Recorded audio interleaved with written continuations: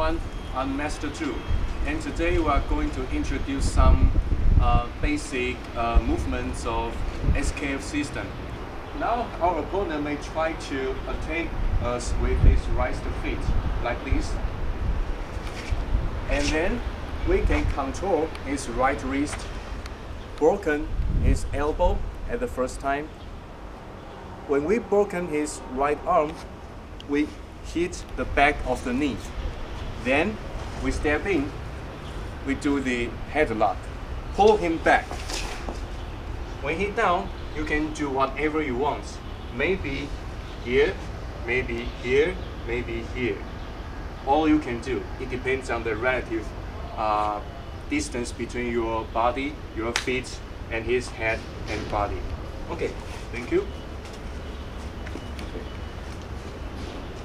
Hope you will like this video, and we are going to illustrate, demo more and more traditional Chinese Kung Fu in our SKF system. See you next time.